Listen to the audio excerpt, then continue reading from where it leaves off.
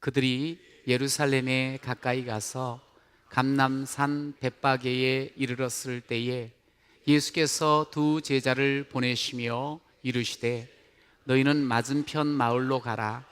그리하면 곧 매인 나귀와 나귀 새끼가 함께 있는 것을 보리니 풀어 내게로 끌고 오라. 만일 누가 무슨 말을 하거든 주가 쓰시겠다 하라. 그리하면 즉시 보내리라 하시니 이는 선지자를 통하여 하신 말씀을 이루려 하심이라.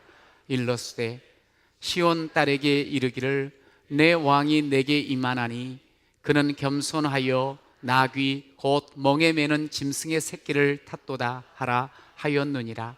제자들이 가서 예수께서 명하신 대로 하여 나귀와 나귀 새끼를 끌고 와서 자기들의 겉옷을 그 위에 얹음에 예수께서 그 위에 타시니 무리의 대다수는 그들의 겉옷을 길에 펴고 다른 이들은 나뭇가지를 베어 길에 펴고 앞에서 가고 뒤에서 따르는 무리가 소리 높여 이르되 호산나 다윗의 자손이여 찬송하리로다. 주의 이름으로 오시는 이여 가장 높은 곳에서 호산나 하더라. 아멘. 우리 9절은 다시 한번 읽도록 하겠습니다. 앞에서 가고 뒤에서 따르는 무리가 소리 높여 이르되 호산나 다윗의 자손이여 찬송하리로다. 주의 이름으로 오시는 이여 가장 높은 곳에서 호산나 하더라. 아멘. 오늘 이렇게 주님 앞에 왔습니다. 예배자로 왔습니다. 우리 주님께서 여러분 모두를 사랑하실 뿐만 아니라 또 은혜로 새롭게 해주실 줄로 믿습니다. 함께 예배자단 우리를 서로 바라보면서요, 사랑합니다, 축복합니다 인사합시다. 사랑합니다. 네, 축복합니다. 네. 어제 저희 교회에서는 약 40명의 세례를 받느니 유아 세례, 입교 그리고 학습 문답을 받은 이들이 있었습니다. 정말 축복스럽더라고요. 너무 좋더라고요. 여러분, 세례가 뭐예요? 세례는 자신의 신앙 고백을 다시 한번 점검하면서 공개적으로, 공식적으로 나는 예수를 믿습니다. 나는 예수님의 딸입니다. 아들입니다. 그러면서 새 출발을 하는 자리가 세례받는 자리 아니겠습니까? 그래서 제가 그 세례를 받는 모든 분들에게 일일이 여러분에게 예수님은 어떤 분이세요? 하고 물어봤어요. 그랬더니 모두가 다 대답을 잘했어요. 정말 나의 주인이십니다. 나의 전부가 되십니다. 나의 의지가 되십니다. 나의 참 사랑이 되십니다. 그렇게 대답을 했습니다. 그렇습니다. 신앙생활이라는 것은 우리의 신앙 고백 위에 세워지는 것입니다. 내 인생 내 것이라고 했던 그 모든 과거의 삶 멈추고 이제는 주님이 내 인생의 주인입니다. 주를 위해서 이제는 삶을 살겠습니다. 그렇게 결단하여 살아가는 것이 바로 신앙생활이 아니겠습니까? 신앙생활은 주인이 바뀌는 거예요. 내가 주인이 아닙니다. 이제 천지 만물을 창조하신 그 창조주 하나님께서 내 인생의 주인이 되는 것, 바로 이것이 우리의 세례받음과 신앙생활의 시작인 거예요. 여러분, 그러니 천하 만물, 천지 만물의 주인 되시는, 창조 되신 그 하나님께서 내 인생의 주인이 된 것 고백하니 이 얼마나 축하받을 일이겠어요. 여러분도 마찬가지지 않습니까? 내 인생 하나님이 주인이십니다. 모든 것의 창조주가 되시고 왕 되신 하나님께서 내 인생의 주인이십니다. 여러분, 이 고백을 하셨죠? 그래서 오늘 우리가 하나님 앞에 서 있는 것 아니겠습니까? 여러분, 그러면 옆에 사람이 축하합니다. 시작. 축하합니다. 예, 하나님의 아들 되시고 딸 되신 거 축하드립니다. 할렐루야. 오늘 많은 사람들이 예수님을 바라보면서 호산나 다윗의 이름으로 오시는 이여 찬송합니다. 찬송합니다. 그러면서 예루살렘으로 들어오시는 예수님을 향하여 환호하는 모습을 우리가 봅니다. 어제까지가 우리가 마태복음 20장까지를 지난주까지 함께 나눴는데, 오늘이 21장 말씀을 보게 되는데요, 이게 종료주일에 함께 보는 말씀이에요. 마침 21장하고 딱 맞아떨어져서 제가 참 좋았어요. 그 예수님 오심을 환영하는 우리 본문을 보게 돼요. 종려나무 가지를 꺾어서 막 흔들고, 옷을 벗어서 펴고 길에 펴고 또 흔들고, 가지를 길에 펴고 흔들고, 그런 귀한 모습이 오늘 성경을 통해서 보게 돼요. 요한복음에 보면 종려나무가 나와요. 여러분, 그런데 저는 오늘 이 본문을 통해서 주님께서 우리에게 원하시는 뜻이 무언가, 이것을 보다 선명하게 알았으면 좋겠어요. 그래서 주께서 우리를 언제 어디서든지 부르시면 기꺼이 제가 주님의 부름 앞에 응답하겠습니다, 그러면서 주가 쓰시도록 우리의 삶을 내어드리는 그런 모든 성도가 되시기를 간절히 축복합니다. 오늘 설교 제목이 주가 쓰시도록이거든요. 함께 시작. 주가 쓰시도록.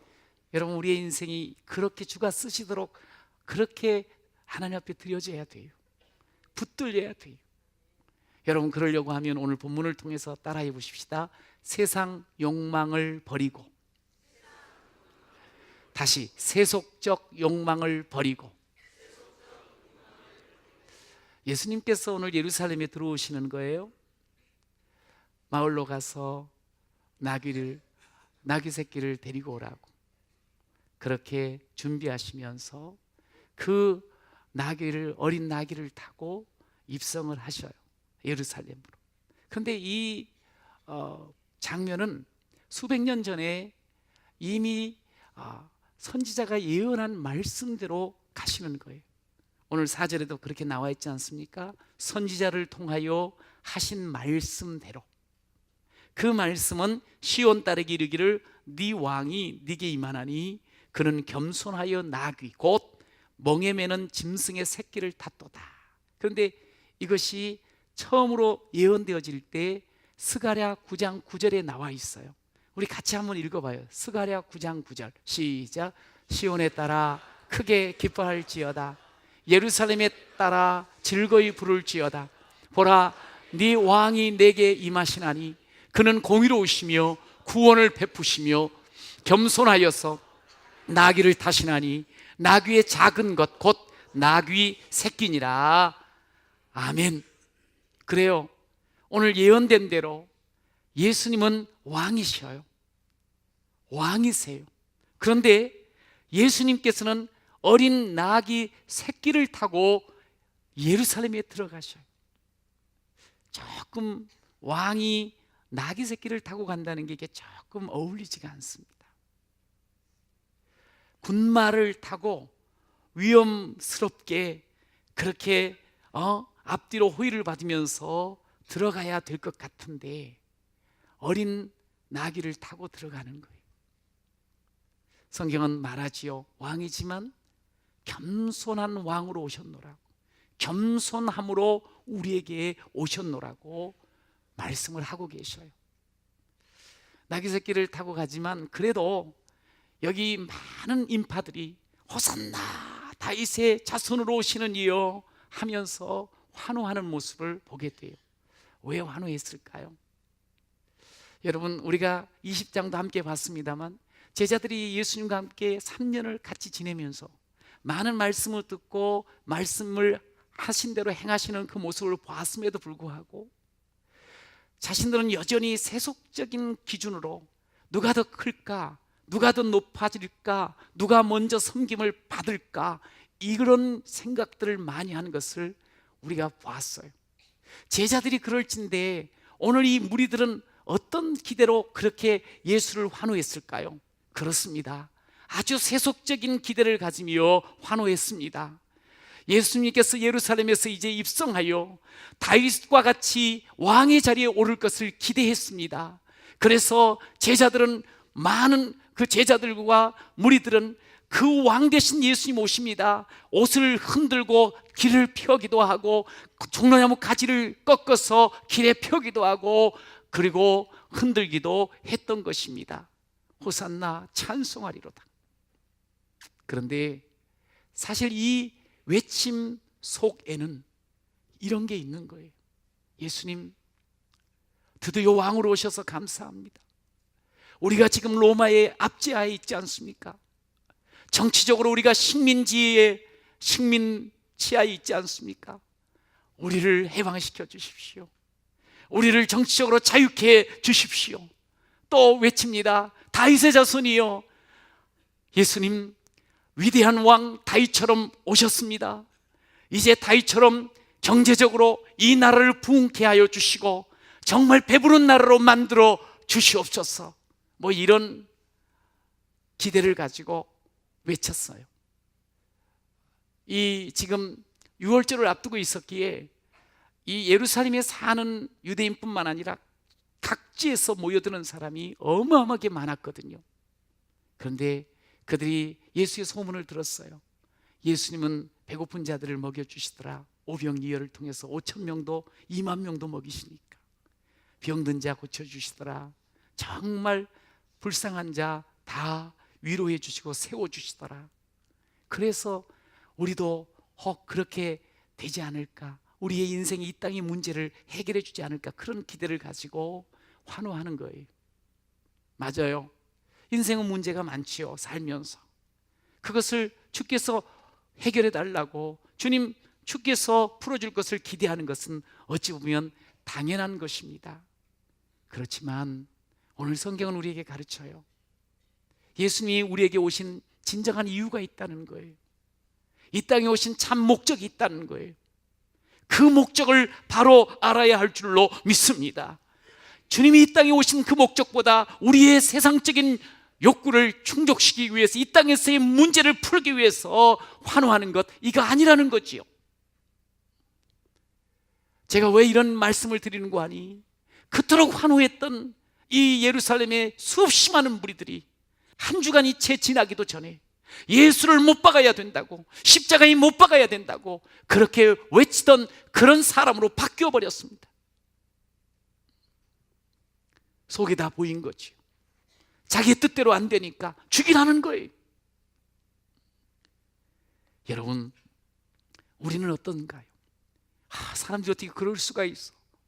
그렇게 말할 것이 아니고 나는 어떤가? 우리도 하나님 앞에 나와서 찬양하고 예배드립니다. 그런데 우리가 예수님을 너무 몰라요. 너무 오해하는 경우가 많습니다. 예수님께서 우리에게 오신 진정한 이유를 놓쳐버리고 그저 이 땅에서 잘되고 복되고 그냥 잘 사는 것, 세상적인 욕망을 위해서 예수를 혹 환호하고 있지는 않는지. 예수님은 군림하기 위해서 이 땅에 오신 분이 아닙니다. 겸손한 왕으로 오셨습니다. 섬기러 오셨습니다. 나귀 새끼를 타고 예수님께서는 오셨습니다. 예수님이 오셔서 세상 영광을 보여주려고 하는 것이 아니고 아버지 하나님의 뜻을 이루기에 오신 줄로 믿습니다. 우리의 죄를 해결하시기 위해서, 우리 인생의 가장 커다란 근본적인 문제를 해결하시기 위해서 예수님이 우리에게 오신 거예요. 그래서 그분은 우리에게 구원의 주가 되신 줄로 믿습니다. 그러기에 우리는 끊임없이 고백해야 됩니다. 예수님은 나의 구주이십니다. 시작. 예수님은 나의 구주이십니다. 내 인생의 주인이십니다. 시작. 내 인생의 주인이십니다. 할렐루야. 여러분, 이것부터 먼저 우리가 고백하고 이것부터 먼저 알고 주님 앞에 서야 되는 거예요. 제대로 주님을 아셔야 된다고요. 우리가 왜 예배하며 찬송하며 살아갑니까? 예수님의 능력으로 세상 속에서 더 잘되고 더 부요하고 성공하고 인정받기 위해서입니까? 아니지요. 우리가 찬송하는 이유가 있습니다. 우리가 주님 앞에 예배하는 이유가 있습니다. 죄인 되었던 우리를 십자가의 은혜로 구원해 주셨기 때문입니다. 인생에서 만나는 모든 수고와 무거운 짐을 주께서 해결하시고 우리의 진정한 주인이요 구주가 되셨기에 우리는 찬양하는 줄로 믿습니다. 그래서 우리는 제대로 된 찬양으로 하나님께 올려드려야 되는 거예요. 내가 늘 의지하는 예수, 나의 상처 입은 심령을 불쌍하게 여기사 위로하여 주시니, 미쁘신 나의 좋은 친구. 내가 의지하는 예수, 나의 사모하는 친구.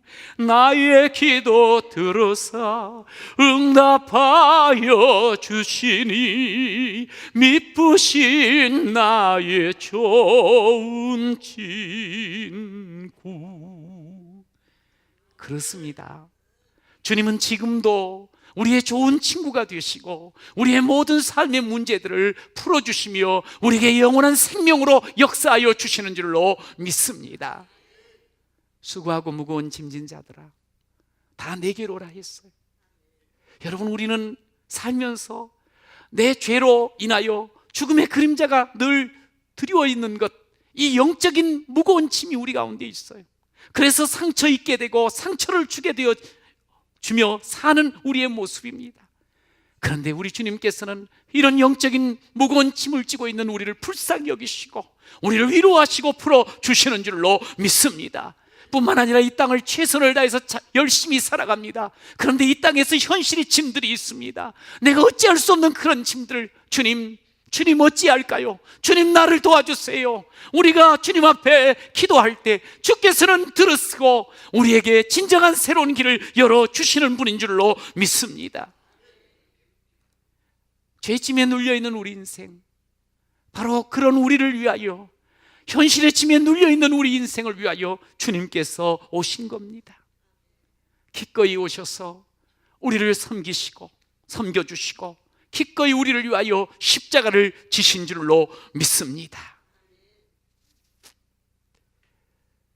여러분, 오늘 본문을 읽으면요, 그 뒤에 보면 예수님께서 성전을 청결하는 사건과 열매 없는 무화과 나무를 저주하시는 그런 이야기가 이어져요.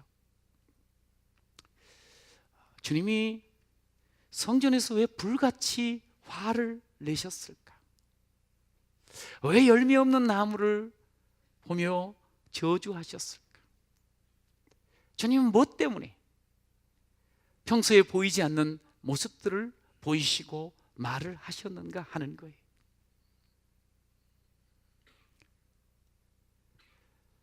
여러분, 예수님은요, 우리의 주님은요, 잎사귀만 무성하고 열매 없는 것을 싫어하십니다.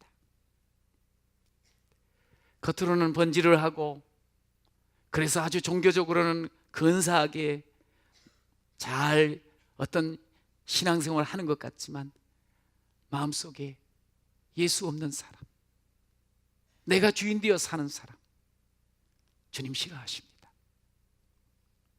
말로는 하늘의 별이라도 따다 줄 것 같은데 행동이 없는 사람 싫어하십니다.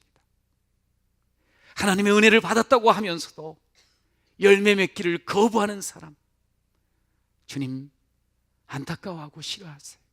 그런 이스라엘 백성들을 바라보시면서 무화과 나무를 가리키며 말씀하시는 거예요. 심판하시겠다. 여러분, 그런데 이것이 이스라엘 백성들에게만 국한되는 게 아니에요. 오늘 우리들을 보시길 바랍니다. 허구리 속에 말로만, 겉으로만 하나님의 은혜를 받았다고 하면서도 열매 맺기를 혹 주저하고 거부하는 사람이 있다면 그거 버려야 됩니다. 끊어야 됩니다. 그러면서 오늘 강도의 소굴이 되어버린 성전을 보면서 불같이 화를 내시고 분노하시는 예수님을 보게 돼요. 왜 그렇게 분노하셨을까요? 여러분, 그렇습니다. 성전은 만민이 기도하는 곳입니다. 성전은 하나님만을 바라보며 예배하는 곳입니다.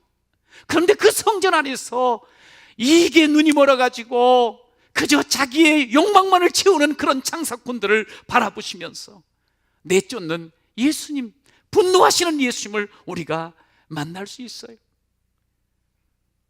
세속적 욕망으로 가득 차버린 이 성전, 주님이 분노하시는 거죠. 여러분, 오늘 우리가 예수를 믿어 우리는 이미 성전된 사람이에요. 성전을 이루면서 함께 이 성전 가운데서 하나님께 영광 돌리는 사람이에요. 그런데 혹시 내 속에 세속적인 욕망으로 가득 차 있지는 않으신지요? 그것을 주님이 분노하신 거예요. 그래요, 주님께서 싫어하시고 분노하시는 것은 열매 없는 삶이에요. 세속적인 가치관에 물들여서 우리의 심령도, 우리의 삶도, 우리의 신앙생활도 강도의 소굴이 되어버리는 것입니다. 교회는요, 성도는요, 세상적인 원리를 따라 사는 사람이 아닙니다. 교회와 성도는 십자가의 원리를 붙잡고 살아야 할 줄로 믿습니다. 기꺼이 내가 내 목숨까지 주면서라도 사랑해 주시고 구원의 길을 여신 이 예수님을 제대로 알고 예수님을 제대로 붙잡고 살아갈 때 우리는 열매 맺는 삶이 되어질 줄로 믿습니다. 여러분 보십시오. 초대교회가 그랬습니다. 십자가의 원리로 삶을 살았어요. 여러분, 청교도 신앙인들이 그렇게 살았어요. 여러분, 한국교회가 초기에 막 전도를 받았을 때 은혜 받은 사람들이 그렇게 살았습니다. 그랬었는데 어느새 교회가, 성도가 힘이 있고 돈이 생기면서 점점 어두워져 가는 모습들을 우리가 보게 됩니다. 세속화되는 거예요. 그러니 부흥이 없어집니다. 타락한 모습만이 드러납니다. 예수를 이용하고 하나님의 이름으로 자신의 욕망을 채워가는 모습들이 여기저기에서 보입니다. 성도 여러분, 세상적인 욕망으로 채워진 우리의 심령, 혹 우리의 삶에 걸음이 있다면 멈추시길 바랍니다. 버리시길 바랍니다. 버려야 됩니다. 여러분, 십자가는 없고 황금 잎사귀만 가득하다면, 십자가는 거부하고 권력 잎사귀만 무성하다면 아무 쓸모 없습니다. 심판받습니다. 십자가의 부흥이 있어야 돼.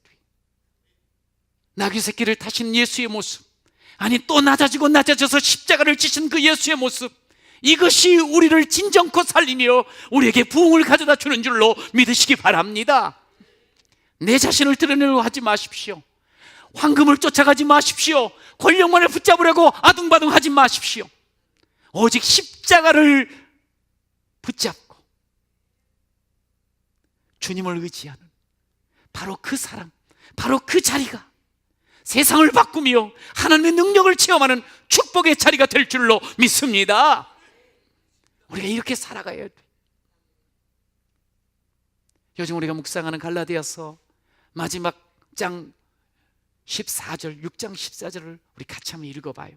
오늘 묵상 본문인데요. 같이요. 시작. 그러나 내게는 우리 주 예수 그리스도의 십자가 외에 결코 자랑할 것이 없으니 그리스도로 말미암아 세상이 나를 대하여 십자가에 못 박히고 내가 또한 세상을 대하여 그러하리라.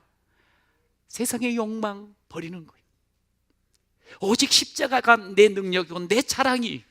여러분, 그렇게 우리 주님 앞에 서서 살아가기만 하면 주님이 쓰시도록 너무나도 아름다운 삶이 될 줄로 믿습니다. 두 번째로, 주님이 원하시는 사람으로. 시작. 3절을 보면 같이 읽어봐요. 만일 누가 무슨 말을 하거든 주가 쓰시겠다 하라. 그리하면 즉시 보내리라 하시니. 할렐루야.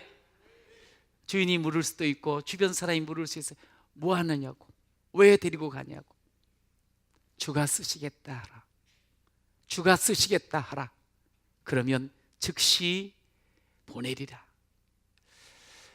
여러분, 하나님께서 종종 우리에게 어떤 일을 맡길 때, 요구하실 때 이해가 되지 않을 때가 있습니다. 이해가 안 되니까 순종하기가 어렵습니다. 그런데요, 주님은 순종을 통해서 하나님의 나라를 하나님 나라의 일을 이루어 가십니다. 오늘도 제자들이 아마 이 말씀을 듣고 나서 좀 당황했을 것 같아요. 그러나 말씀대로 말씀대로 하였습니다. 6절에 보면 말씀대로 순종했습니다. 놀라웠어요. 그랬더니 그냥 그대로 이루어졌습니다. 그대로 이루어졌습니다. 저와 여러분은 하나님 나라의 백성입니다. 믿습니까? 여러분, 하나님 나라의 백성은 하나님의 통치를 받아야 할 줄로 믿습니다. 여러분, 하나님 나라의 통치를 받는 하나님의 뜻을 보고 붙잡고 산다는 거예요. 내가 말씀을 따라서 산다고 하면서 그 말씀에 불순종한다면, 자기 뜻으로 살아간다면 안 되는 거죠. 물론 내 생각이 있어요. 내 계획이 있어요. 내가 경험한 것도 있어요. 내 뜻도 있어요. 그러나 내 뜻과 내 생각과 내 경험, 모든 것들을 하나님의 뜻으로 바꾸는 것이, 이게 순종입니다. 여러분, 하나님께서는 여러분에게 계속적으로 말씀하십니다. 왜? 하나님의 아들, 딸이니까. 거룩한 부담감이 느껴지십니까? 그럼 순종하시면 됩니다. 순종하시면 됩니다. 순종하면 우리 주님께서 은혜와 축복의 길을 열어주시고 가져다 주실 줄로 믿습니다. 여러분, 기억하시길 바라요. 우리가 하나님 앞에 쓰임 받을 때, 아니 주님이 우리를 쓰실 때는 우리의 조건과 우리의 가진 것 따져가면서, 우리의 스펙 봐가면서 소위 우리의 외모를 취하지 않습니다. 우리의 외모를 취하지 않습니다. 여러분, 그러니까 우리 한번 옆에 사람하고 인사 좀 합시다. 참 다행입니다. 시작. 참 다행입니다. 제가 제 자신을 이렇게 보니까 병들 없고 볼품 없고 가진 것 없고 부족한 게 너무 많은데, 그런데 주님이 쓰시는 거예요. 외모로 본다면 절대로 쓰임 받지 못할 것 같았는데, 그런데 주님이 쓰시는 거예요. 참 다행이더라고요. 여러분, 그렇습니다. 우리가 작아도, 경험 없어도, 힘 없어도, 가진 것 없어도, 혹 준비가 안 돼도 주님이 쓰시면, 주님이 쓰신다 하면 쓰임 받게 될 줄로 믿습니다. 나귀 새끼가 준비가 되어서 쓰임 받는 게 아니에요. 여러분, 그래서 형제들아, 너희를 부르심을 보라. 쓰임받는 사람들에게 말하는 게, 너희를 부르심을 보라. 육체를 따라 지혜로운 자가 많지 아니하며 능한 자가 많지 아니하며 문벌 좋은 자가 많지 아니하도다. 그러나 하나님께서 세상에 미련한 것들을 택하사 지혜 있는 자들을 부끄럽게 하려 하시고, 세상에 약한 것들을 택하사 강한 것들을 부끄럽게 하려 하시며, 하나님께서 세상에 천한 것들과 멸시받는 것들과 없는 것들을 택하사 있는 것들을 폐하려 하시나니. 할렐루야. 하나님이 이렇게 우리를 써주시는 줄로 믿습니다. 하나님이요. 대신 우리는 자랑하지 말라고 말씀을 하세요. 내가 쓰임받은 거 하나님이 쓰시고자 하시니까 쓰임받은 거지, 내 잘나서 쓰임받은 것 아니라는 거예요. 여러분, 동시에 우리는 미리 걱정할 필요가 없어요. 내 생각으로, 내 기준으로 나 같은 사람 안 되는데 어떻게 이런 걸 지금 할 수 있겠어? 하지 마세요. 그냥 주님이 부르시면 내어 맡기시는 여러분 되시기를 축원합니다. 여러분, 주께서 내가 쓰겠다 하실 때는요, 그러면 반드시 쓰실 수 있으니까 쓰는 거예요. 묶여 있잖아요. 주님이 쓰시겠다는 거예요. 그럼 그 묶여 있는 거 풀어서 쓰시지 않겠어요? 아니, 풀어서 오게 하지 않았습니까? 여러분, 그러니까 다른 것 없어요. 우리는 주님이 쓰시겠다 할 때 내 몸과 마음을 맡기는 거예요. 그러면 우리의 모든 메인 것들이 풀려질 줄로 믿습니다. 풀려서 쓰임받는 자가 되어지게 하나님께서 역사하실 줄로 믿으시기 바랍니다. 그렇기 때문에 우리는 기꺼이 기쁨으로 내어 맡기면 돼요. 하나님께 기쁨으로 감당하면 됩니다. 할렐루야. 감당하면 되는 기쁨. 제가 한 주간 이렇게 지나면서 살짝 갈등했던 것이 있어요. 뭐냐면, 묵상을 하면서 교회에 우리가 지금 45인승 버스가 있거든요. 근데 상당히 노후가 됐어요. 오래됐어요. 그래서 탄 분들이 왜 이렇게 냄새가 나냐고 그래요. 그래서 요청이 와요. 이 버스를 좀 바꿔야 되겠다고. 알겠다고 우리 같이 바꿔봅시다. 그래서 이야기를 했어요. 그래서 바꿔가지고 이 우리 교회 이렇게 새벽에도 뭐 주일날도 수요일날 목요일도 금요일도 이렇게 계속 움직이고, 그 다음에 또 지역에서 필요할 때는 항상 이렇게 내어드려요. 그리고 또 음향이 지금 좀 소리가 약간 날카로울 때가 많아요. 좀 임시적으로 해놨기 때문에 이걸 또 바꿔야 돼요. 계속 방송 사역에서 이걸 좀 바꿔줘야 됩니다. 예, 합시다. 그렇게 이제 이야기를 해놨거든요. 그런데 이제 여러분도 다 알다시피 소식이 들리잖아요. 속초 고성에 산불이 크게 나가지고, 제가 라디오를 듣고 가는데 영동 극동방송이 사옥이 불에 탔다고, 뭐 거기서부터 시작해서 이재민들이 참 많이 발생을 하여 컨테이너 하우스에 지금 임시적으로 지내고 있다는 그런 소식들이 들렸습니다. 그리고 선교지에서도 긴급한 요청을 받았습니다. 그런데 기도를 하면서 돌아오는 주일이 부활절이 있잖아요. 부활절 헌금을 저희들이 또 기쁨으로 하지 않습니까?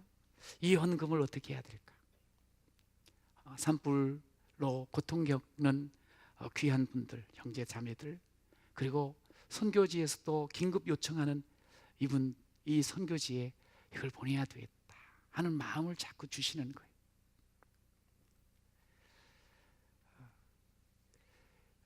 한 이제 보통 우리가 부활절 헌금이 한 3천에서 4천 정도가 나오거든요. 4천 정도. 예. 그러면데 그래서 조금 갈등이 있더라고요. 그래서 이제 장로님한테 전화를 드렸어요. 근데 그러는 과정 속에서 목요일 날 저희 교회에서 치앙마이 신학교 운영이사회가 열렸어요. 오신 목사님 중에 한 분이 교회 이야기를 해주셔요. 이제 내년에 은퇴를 하시는 분이신데 너무 귀한 장로님이 계신다고 그러면서 말씀을 하시는 거예요. 그 장로님 어떤 분인고 하니, 이제 신혼 때 신방을 갔다는 거예요. 근데 가가지고 그 신혼방에 들어가가지고 목사님이 너무 가슴이 짠하고 메어졌대요. 왜냐하면 가재도구가 방 하나를 쓰는데 당신이 고등학교 때 자취를 할 때보다 가재도구가 더 없더라는 거예요. 너무너무 가난하더래요.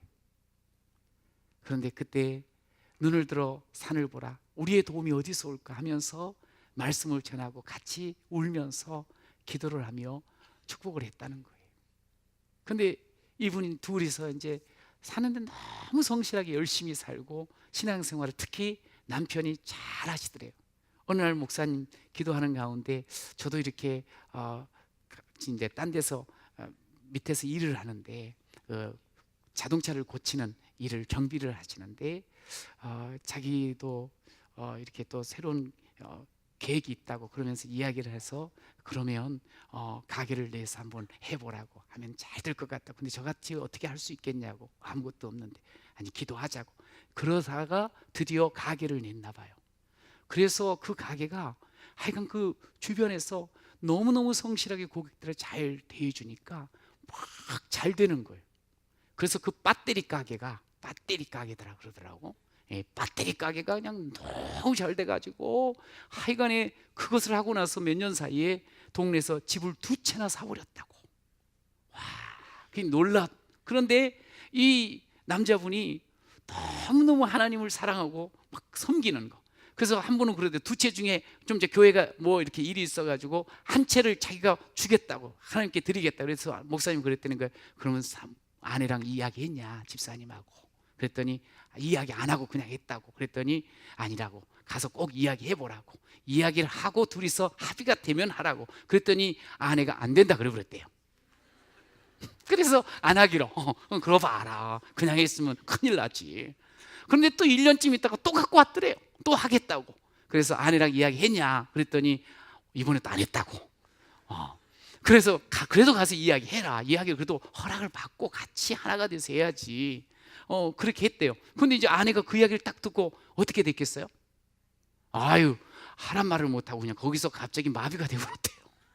근데 어찌됐든 간에 그리고 나서 이 아내가 신앙이 그때서부터 더 좋아져서 함께 하는데, 몇 년 전에 처음으로 이제 외국에 선교를 갔다 왔는데, 선교지를 갔다 왔는데, 이분이 이제 배터리 가게를 하다가 공업사를 하고 싶어서 조금씩 이렇게 돈을 모으고 준비를 하고 있었는데, 갔다 와서 마음에 하나님께서 모아놓은 돈 중에 그쪽에서 필요한 만큼을 요구하시는 것이 느껴진 거예요. 그러면서 그것을 갖고 왔더래요. 한 2억 3천을. 그래서 이렇게 많은 돈을 어떻게 해? 제가 공업사를 위해서 준비를 했던 돈인데 하나님께 먼저 드리면, 그러면 하나님이 또 뜻이 계시면 나중에 하나님이 해주실 걸로 저는 믿어요. 그러면서 주의 일 먼저 하고 싶습니다 하면서 가지고 왔더래요. 그러면서 이분이 이야기했는데, 이제 나이가 한 60 되시는 분인데 그 뒤에 이 배터리 가게에서 공업사가 됐을까요? 안 됐을까요? 안 됐으면 제가 말을 안 합니다. 하여간에 됐답니다. 그런데 하여간 그 주변에서 가장 잘 되는, 소문이 잘 나 있는 그런 공업사로 운영을 하고 있다고. 지금도 60인데 정말 최선을 다해서 섬기는 그런 삶으로 살아가고 있다고. 저는 너무너무 귀하고 자랑스럽다고 그런 이야기를 하시는 거예요.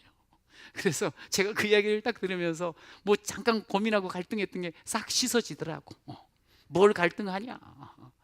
우리 교회도 물론 필요가 있을지라도 정말 또 필요한 그런 마음들을 하나님께서 주셨는데 더 필요하다고. 그럼 함께 우리 성도들과 기쁨으로 함께 하면 또 많은 사람들이 또 힘내는, 그리고 하나님의 영광을 드러내는 그런 일이 있을 줄로 믿습니다.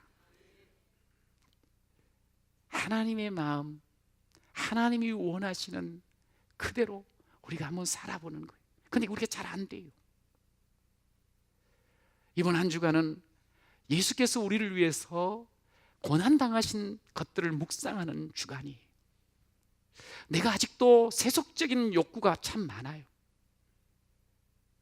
주님 앞에 그것을 좀 내려놓고 주께서 우리를 위해서 행하신 일들을 바라보면서 은혜로 체험받는 시간이 되면 참 좋겠어요. 여러분, 하나님이 원하시는 사람으로 다시 나를 새롭게 세워가는 그런 시간이 되면 좋겠어요. 우리의 상황들이 있습니다. 우리의 생각이 있습니다만, 그러나 그 모든 상황과 생각들을 예수를 만나면서 예수와 깊이 교제하면서 주의 뜻으로 채워가는 그런 이번 한 주간이 되기를 간절히 축원합니다. 여러분, 그러면 하나님께서 우리에게 은혜를 부어주시고 축복의 길을 열어 주실 줄로 믿습니다. 주께서 쓰시고자 하실 때 기꺼이 쓰임받도록 우리가 함께 새벽을 깨우면서 다시 한번 더 깊이, 다시 한번 더 깊이 예수를 만나는 귀한 새벽 시간이 되시기를 축복합니다.